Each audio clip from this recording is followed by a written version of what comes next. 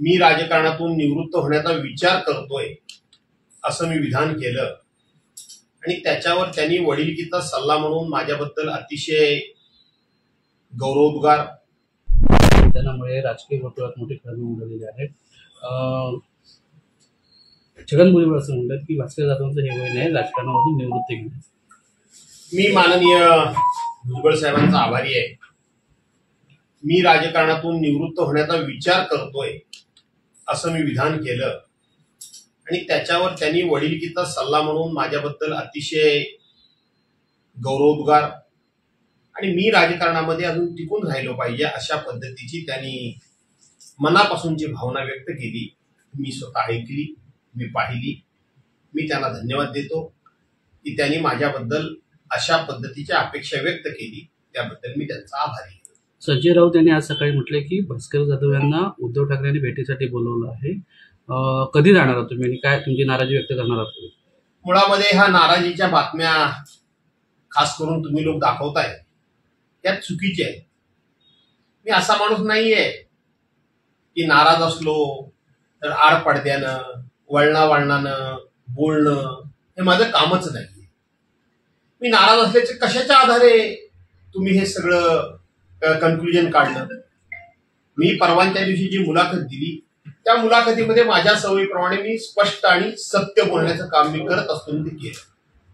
पण काल मी माझ्या मतदारसंघाचा फक्त आणि फक्त उद्याची जिल्हा परिषद आणि पंचायत समिती ही उद्धव बाळासाहेब ठाकरे यांच्या पक्षाची पुन्हा निवडून आली पाहिजे याकरता लावलेला मेळावा हा तुम्ही बघितला।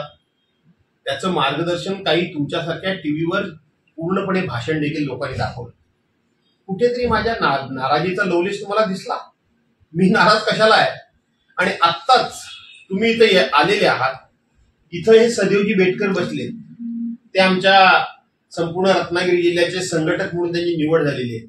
माजी उपजिल्हा प्रमुख इथे राजूशेठ भागवत बसले, माजी जिल्हा परिषद अध्यक्ष आणि माजी अध्यक्ष शंकरराव कांगणे तिथं बसले, दापोलीचे तालुका प्रमुख ऋषी गुजर तिथं बसले, चिपळूणचे तालुका प्रमुख बळीराम गुजर बसले, चिपळूणचे तालुका संघटक सुधीरभाऊ शिंदे बसले, इथं आमचे खेडचे संजय गोलतकर बसले, दुसरे आमचे मंडणगडचे तालुका प्रमुख संतोष गोवळे बसले।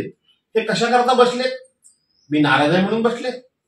तर उद्या जिल्हा परिषद पंचायत समित्या आणि ज्या नगरपालिकेच्या निवडणुका आहेत त्या निवडणुका जिंकण्याची मी जबाबदारी उचलायचं ठरवतोय, मी उचलण्याचा निर्णय करतोय।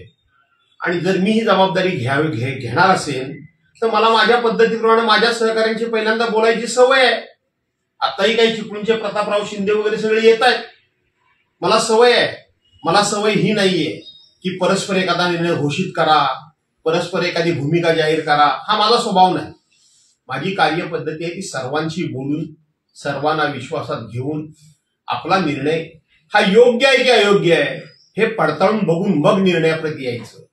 आणि म्हणून मी नाराज आहे या बातम्यांमध्ये काळीचं तथ्य नाही, मी नाराज नाही आणि ज्या गोष्टी माझ्या मनामध्ये नाही त्याचा मी खुलासा देखील करत नाही। त्यामुळे माझ्या वक्तव्याबद्दल कोण सातत्याने काही बोलत असेल तर त्याबाबत फार भाष्य करण्याची मला आवश्यकता वाटत नाही। पण सर तुम्ही म्हणालात की